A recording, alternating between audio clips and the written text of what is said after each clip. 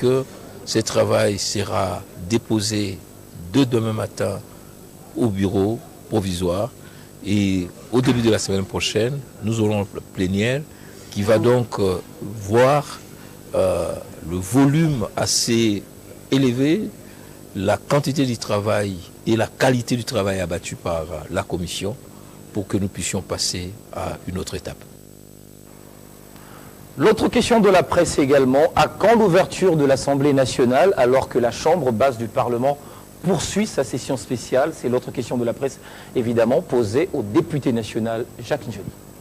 L'article 115 qui fixe la date de droit d'ouverture de session ordinaire est précédé par l'article 114 qui évoque la problématique de la session inaugurale extraordinaire.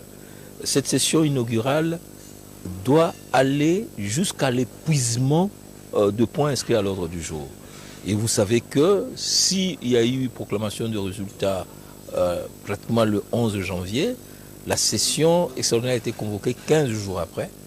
Et pendant plus ou moins 2 semaines, nous ne voulons pas nous justifier, mais faire comprendre à l'opinion que notre président devait faire la navette entre Lubumbashi et Kinshasa. Et puis après, nous avons eu à aborder les premiers points. La mise en place du bureau provisoire, la validation de mandat des députés par la Chambre, et nous avons abordé le 3e point qui est l'élaboration et l'adoption du règlement intérieur. Donc les constituants dans son intelligence avaient prévu que si vous n'avez pas vidé ces points-là, à l'article 114 in fine, vous devez aller jusqu'au bout. On arrive à la session ordinaire qui est prévue le 15, il y a chevauchement. Eh bien, nous allons continuer, nous continuons, et dès que nous aurons terminé, vider les points inscrits à l'ordre du jour de la session extraordinaire, nous allons automatiquement enclencher avec la session ordinaire qui va jusqu'au 15. Donc il ne faut pas nécessairement qu'il y ait une cérémonie solennelle. Le président du bureau provisoire n'a pas qualité pour ouvrir la session ordinaire. Dans l'actualité également, attention, l'AMUCA veut opérer ce lundi 18 mars 2019 sous le label base de l'UDPS. Le secrétaire général adjoint de l'UDPS, Augustin Kabouya, lance cette alerte comme message dans ce journal où nous le recevons comme invité. Bienvenue et merci d'avoir accepté notre invitation. Monsieur Augustin Kabouya, je l'ai dit, vous êtes secrétaire général adjoint de l'UDPS. Alors, qu'est-ce qui fonde, quels sont les éléments d'information que vous disposez et qui fondent évidemment cette alerte? Oui, merci beaucoup Florie pour l'invitation. Je pense que je suis un responsable politique d'un grand parti politique de l'opposition. D'abord, ce qui s'est passé hier, ça nous a beaucoup poussé à réfléchir. Nous nous sommes rendus compte, nous connaissons comment est-ce que notre base opère. La base de l'UDPS pouvait protester devant notre siège. Et la base de l'UDPS, je ne blanchis pas notre base, mais je ne vois pas... Vous voulez dire que ceux qui ont saccagé, par exemple, le parti du PPRD, ce ne sont pas les combattants de l'UDPS. Comment vous arrivez à les identifier? Oui, les combattants de l'UDPS sont disciplinés. Les combattants de l'UDPS peuvent protester contre un problème, mais ils ne peuvent pas s'en prendre. Est-ce que les sièges du PPRD représentent l'Assemblée provinciale de la ville de Kinshasa? Donc il y a eu des intrus.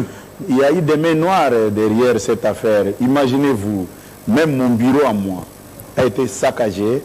Vous allez me dire quels sont les combattants de l'UDPS? Non, moi je vous dis que c'était la main noire de l'AMUCA, plus moi-même je suis conscient.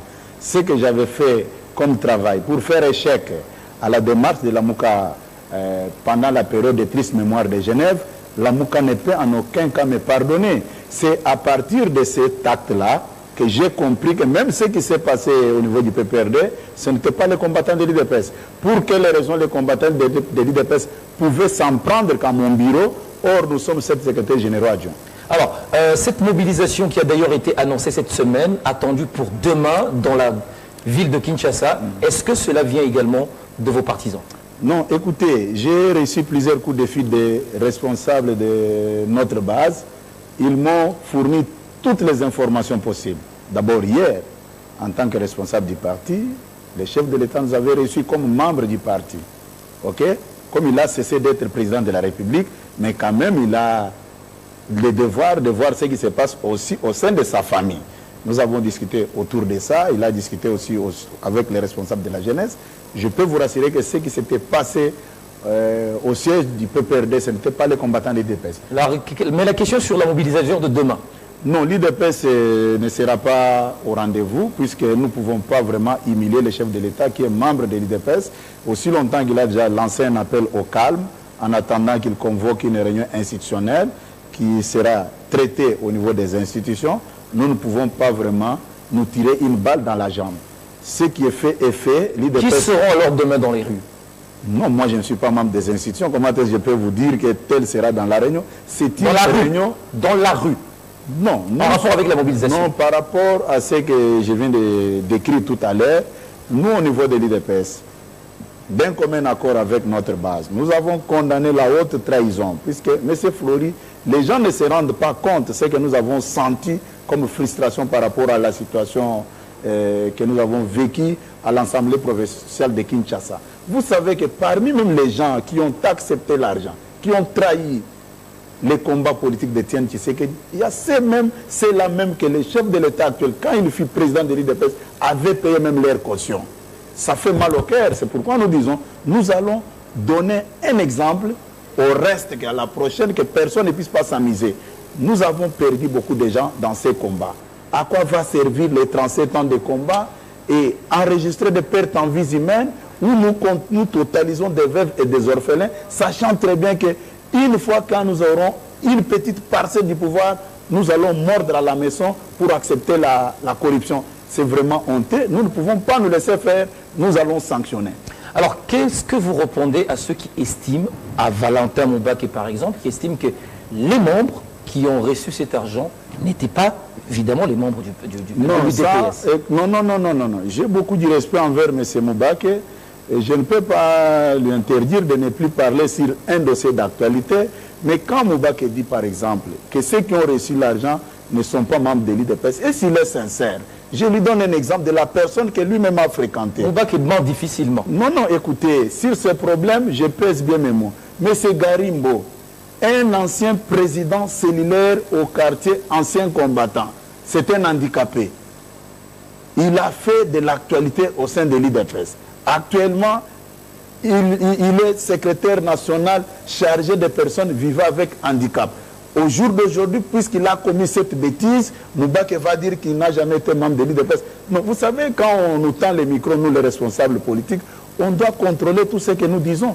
Nous condamnons, écoutez, c'est comme aujourd'hui, Moubaké peut dire aussi que Tchibala n'a jamais été membre de l'IDPS parce qu'il avait trahi les combats en acceptant d'aller de l'autre côté. Non, ça c'est le comportement de tout un chacun, messieurs les journalistes. Et là, je vais vous dire une chose. Les gens pensaient que le fait d'avoir géré l'IDPS après la mort de Tian Tshisekedi, c'était une tâche facile. Vous pensez que nous là, on n'était pas consultés pour faire la même bêtise? Et nous avons résisté, nous avons préféré honorer la mémoire et les combats politiques de Tian Tshisekedi. Et aujourd'hui, je prends encore un autre exemple. M. Géry Dikala, le photographe du fait Tian Tshisekedi, il a marché avec le président Tshisekedi partout pendant la période de campagne. Les photographes qui étaient sur les toitures de véhicules en train de prendre des images, aujourd'hui vous allez tromper l'opinion qui n'est pas membre de l'IDPS. Je prends l'exemple des présidents. Attendez, c'est important. Le président sectionnaire de Kimbanseke Est, il a fait ses combien d'années là-bas? Écoutez les problèmes de trahison. Vous allez, c'est-à-dire, vous pouvez dire à l'opinion aujourd'hui que Judas ne faisait pas partie des disciples de Jésus parce qu'il avait trahi. Non, ça c'est dans le sang de tout un chacun. Donc ça veut dire que ce sont des bonnes guerres. Alors, la composition du cabinet du président de la République est foncièrement tribale. Qu'est-ce que vous répondez à ce qui le dit? Non, écoutez, quand les gens parlent comme ça, c'est de la mauvaise foi. Je peux vous dire qu'il n'y a pas eu de tribalisme là-dessus. Comment est-ce que nous avons travaillé sur la composition du cabinet du chef de l'État? Il y a plus de Mutombo, de Kabongo, de Tchibala. Non, ce n'est pas vrai. Ce n'est pas vrai. Je vais vous dire une chose. Allez-y. Sur 16 conseillers principaux du chef de l'État, je pense qu'à l'IDPS, on avait attribué 10 postes. Et les 6, c'était pour nos alliés du CAJ. Maintenant, au niveau des 10 postes, voilà comment la répartition s'était passée. On avait fait la répartition en fonction des 4 zones linguistiques. Vous comprenez? Au sein de l'IDPS, au niveau de l'exécutif, nous avons des secrétaires généraux. C'est là où je dis même aux gens qui veulent montrer à l'opinion que tout a été fait par M. Jean-Marc Aboun. Je dis c'est faux. Le travail a été fait par les secrétaires généraux qui ont travaillé sur base de leur zone linguistique. Sur 10 postes, chaque zone linguistique avait 2. Maintenant, l'espace Grand Kasaï, vu leur apport au sein du parti, avec la pondération, ils avaient obtenu 4 postes de conseil principaux. Si maintenant, au niveau de l'INCC du président Vital Kamerhe, ils ont préféré aussi envoyer les Kasaïs dans cette affaire, ce n'était pas le problème de l'IDPS. Les gens doivent être sérieux. Quand ils parlent, il faut chercher la vraie information au lieu de rencontrer des histoires aux téléspectateurs. Alors, dernière question. Est-ce que la première dame ne garderait pas une dent contre Vital Kamerhe et lui aurait pas adressé une lettre? Non. Quelle première dame? La première dame de la RDC. Maman Denise? Évidemment. Elle doit avoir quel problème du point de vue éducation qu'elle a reçu. Je ne pense pas qu'elle peut se mêler dans la gestion des institutions de la République. Merci. Elle n'a aucun problème, ni encore moins M. Kamerhe, que je connais, que j'ai fréquenté ces derniers temps. Je vois qu'il ne peut pas aussi avoir des problèmes avec la première dame. Merci beaucoup. Alors, d'ailleurs, ce sont les gens des mêmes coins, même province. Augustin Kabouya, merci. Vous êtes secrétaire général adjoint de l'UDPS. Ce que nous retenons dans cette intervention, c'est que l'UDPS ne sera pas demain dans non, l'UDPS n'est pas concerné. Notre base doit attendre le mot d'ordre qui viendra à partir de la hiérarchie du parti. Nous ne pouvons pas nous tirer une balle dans la jambe. Nous savons la démarche de la MOUCA, c'est déstabiliser les institutions sous prétexte que la base de l'UDPS avait fait. Je viens de vous démontrer que la base de l'UDPS n'était pas derrière la situation du siège du PPRD, puisque mon bureau même a été touché, saboté. On poursuit l'actualité sénatoriale dans le Bas-Ouélé. Le Front commun pour le Congo a remporté haut la main ses scrutins dans cette entité démembrée. Parmi les 4 sénateurs votés, 3 appartiennent au regroupement FCC. Les élections se sont déroulées dans toute sérénité, selon les sources sécuritaires locales. Reportage. Le processus électoral engagé par la Commission électorale nationale indépendante poursuit son bonhomme de chemin. Vendredi 15 mars dernier, les assemblées provinciales de 20 sur les 24 provinces, hormis celle de Maïndombe, Nord et Sud Kivu, ont procédé à l'élection de leurs candidats sénateurs. Chose faite dans le Bas-Ouélé, qui a aligné 27 candidats pour 4 sièges, sous la conduite de la présidente de l'Assemblée provinciale, Augustine Dakonabala. Les 18 députés provinciaux votants ont élu leurs représentants au niveau de la Chambre haute du Parlement. Après dépouillement, les élus composant l'organe délibérant ont jeté leur dévolu sur 4 candidats, dont 3 hommes et 1 femme. Ici, les Francs communs pour le Congo a remporté le 3/4, soit 75%. L'un de ces candidats, Georges-Éric Makangou, élu avec 22%, a livré ses impressions. L'un d'entre vous est là. J'ai aujourd'hui décroché ce poste de sénateur. C'est à votre service. Je suis au service de la nation, au service du peuple. Je ferai tout pour vous, pour voter les lois nécessaires au niveau du Sénat et faire un lobbying, un plaidoyer pour qu'on puisse relever les défis. Parce qu'en ce moment, nous avons que la province a beaucoup de problèmes, a une situation très difficile. Mais croyez-moi, nous sommes là pour nous battre et nous allons aller de l'avant. Ces élus s'y sont engagés à travailler au service de la population en vue de relever le défi qui se pose dans cette province. Signalons que c'est pour la première fois que le Bas-Ouélé se voit doté de ses députés provinciaux et sénateurs après démembrement. Élection sénatoriale également, Dieudonné Fikiri Alimassi figure parmi les 4 élus de la province de la Tchopo. À Kisangani, où il séjourne, le président du Front des nationalistes pour la solidarité et le développement se dit satisfait du déroulement de ce scrutin et promet d'œuvrer également pour le développement de sa province.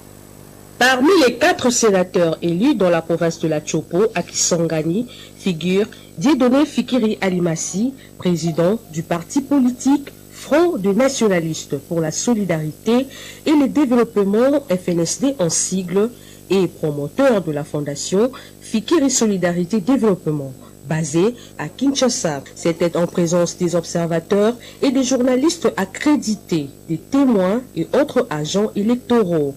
À la fin des opérations électorales qui s'étaient déroulées dans la transparence, Dieudonné Fikiri Alimassi a été élu sénateur. Ça ne peut être que des sentiments de joie. J'ai vécu à Kisangani en tant que directeur de la Banque centrale du Congo. Et je crois que quelques actions que j'ai eu à mener à cette époque, à travers une organisation de jeunes pour le comptage des billets de banque, la même organisation avait permis de mettre quelques activités récréatives pour tout remettre en œuvre. Ça veut dire j'ai un sentiment de joie parce qu'ils n'ont pas oublier les bienfaits et ma capacité d'imaginer, de mettre des projets en route et de les mener jusqu'au bout. Signalant que cette victoire a été entre autres le couronnement d'un brillant discours prononcé lors de la campagne électorale devant les grands électeurs. L'honorable a promis, une fois élu, procéder à la migration des activités de sa fondation de Kinshasa à Kisangani pour le développement de la province de la Chopo. Je vais dire aux différents députés provinciaux, au fait, sur le plan national, une fois élu sénateur, je m'impliquais corps et âme pour l'amélioration de la gestion des finances publiques. L'objectif étant d'améliorer les recettes publiques de l'État, à l'effet de donner au gouvernement les moyens de financer les différents projets de développement.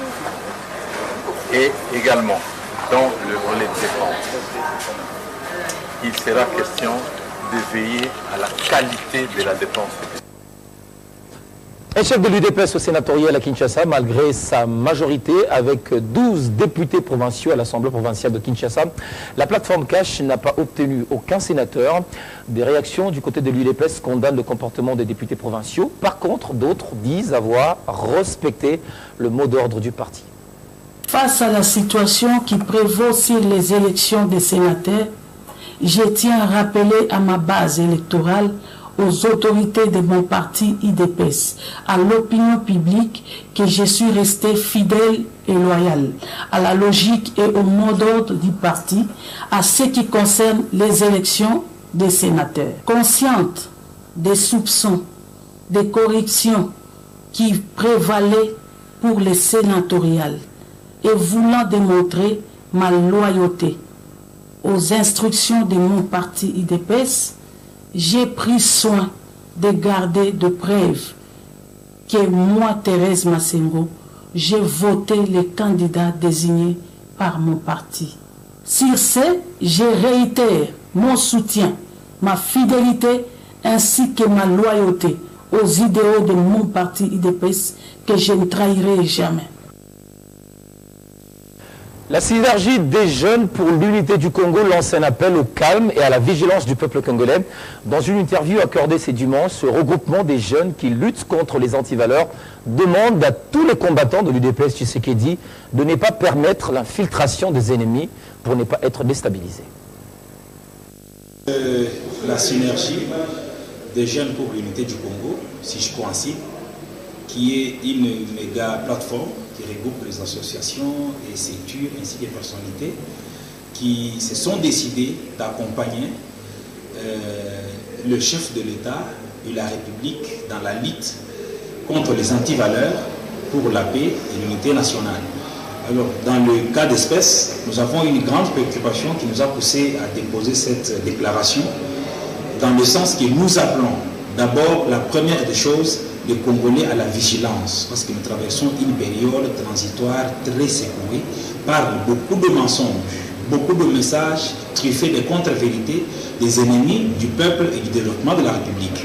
Alors, c'est ainsi que la CIGECO, en tant qu'une structure qui prône l'autonomie et qui prône la capacité des Congolais à se surmonter afin de ne voir que l'intérêt général de la République, nous nous sommes décidés de lancer ce message à nos amis de l'UDPS qui sont partie intégrante de la CIGECO pour qu'ils puissent se calmer et qu'au niveau de l'UDPS, les organes, quel que soit leur niveau, puissent se réunir et qu'ils puissent approfondir une réflexion objective pour amener une solution correcte et exacte aux problèmes qu'ils traversent. Parce qu'au fait, agiter la situation davantage, c'est permettre aux ennemis de s'infiltrer et venir provoquer peut-être une déstabilisation qui ne seront pas contrôlées dans les jours à venir. Voilà les condensés de notre message que nous lançons ce jour. À l'issue d'une séance de prière organisée en faveur des autorités du pays et de la province du Lualaba, les jeunes de la fondation Zuma Best ont marché ce dimanche pour accompagner le gouvernement provincial du Lualaba dans toutes leurs actions. Après leur marche, ils ont été reçus par le gouverneur Mouyej en sa résidence privée.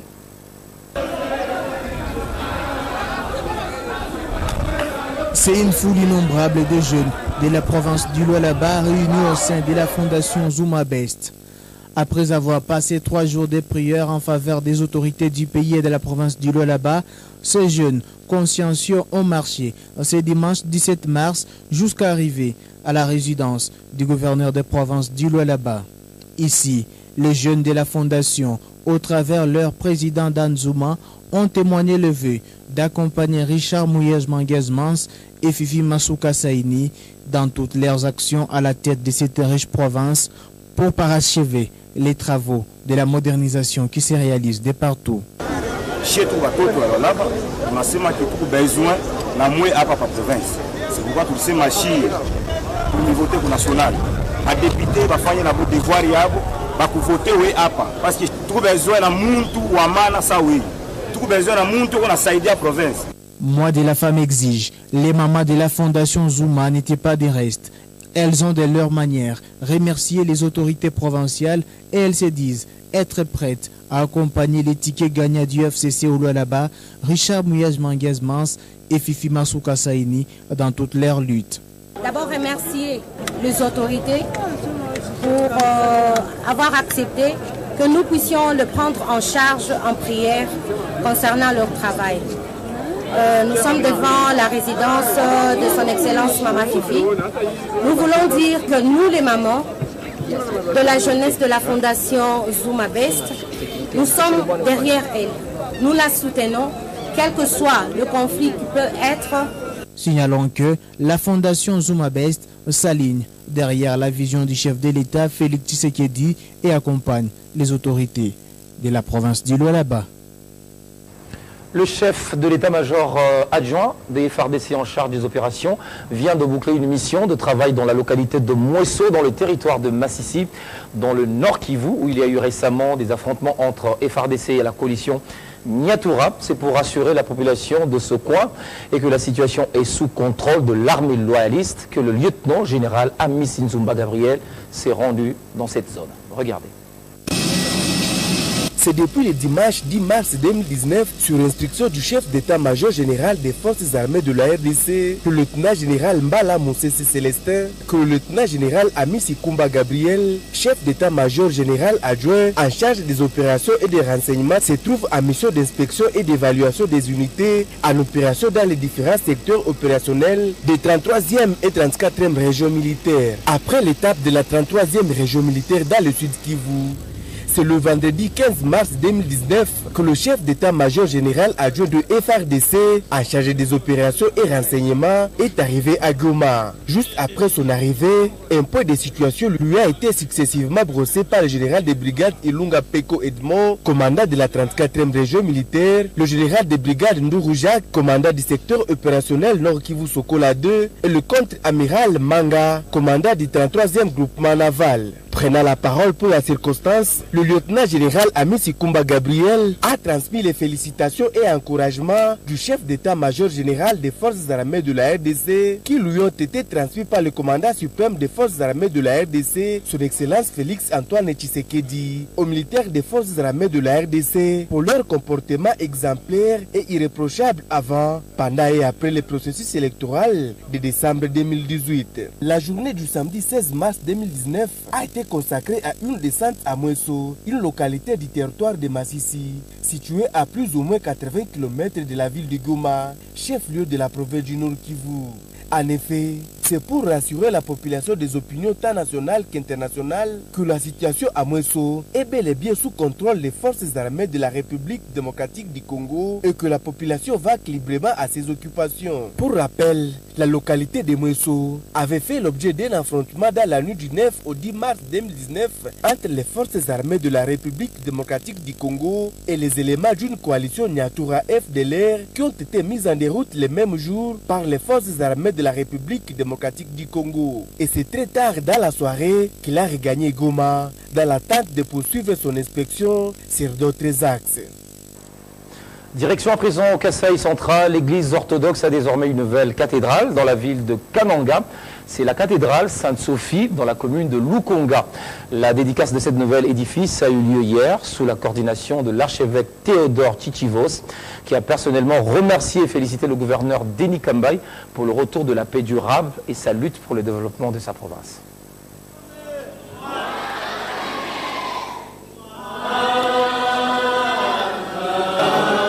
Allez et faire toutes les nations des disciples. Matthieu chapitre 10 verset 7.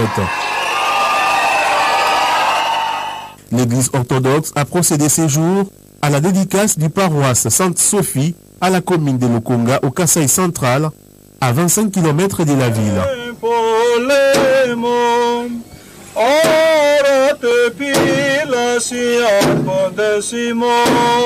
Qui est ce roi de gloire? Kyrios Kratos και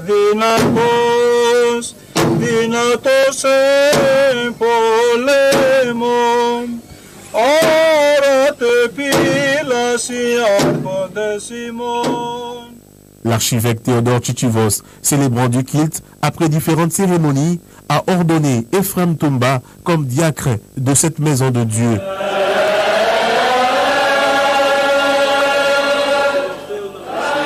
Il est logique qu'il y ait aujourd'hui une grande émotion dans la paroisse ici de Lukonga. Parce que l'office de la dédicace qui a eu lieu suivi de la liturgie était presque, disons, fête de Pâques pour cette paroisse. Ceux qui veulent ça, ce n'est pas par rapport à la construction. Là, c'est sur le plan spirituel. Ce temple constitue un bijou pour la contrée. L'archevêque Théodore Tchitchivos en a profité pour présenter des vives félicitations à Denis Kambay Tchumbungu, élu de la même entité, et pour sa détermination d'unir le peuple du Kasaï central dans une cohésion pacifique. Et en sport, pour terminer, la République démocratique du Congo n'alignera pas deux clubs en quart de finale de la Ligue des champions de la CAF, puisque seul le tout-puissant Mazemba a réussi à se qualifier à cette étape de la compétition en battant 2-0 le SC Constantine, tandis que l'ASV Club est éliminé, puisqu'incapable de s'offrir une victoire en déplacement face à Simba de la Tanzanie. 50% de réussite pour la RDC en phase des groupes de la Ligue des champions de la CAF. Contrainte à la victoire pour rester en vie dans cette compétition, seul Mazembe a réussi à sauver sa peau et de la plus belle des manières à Kamalondo, avec d'abord cette ouverture du score de Moleka sur penalty.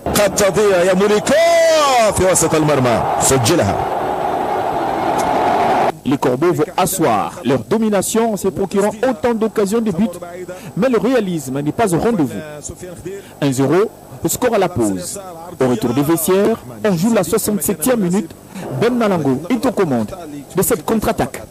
À 3, il déstabilise la défense adverse en une touche. Un poutou s'applique parfaitement pour le 2-0. Les Corbeaux se mettent à l'abri.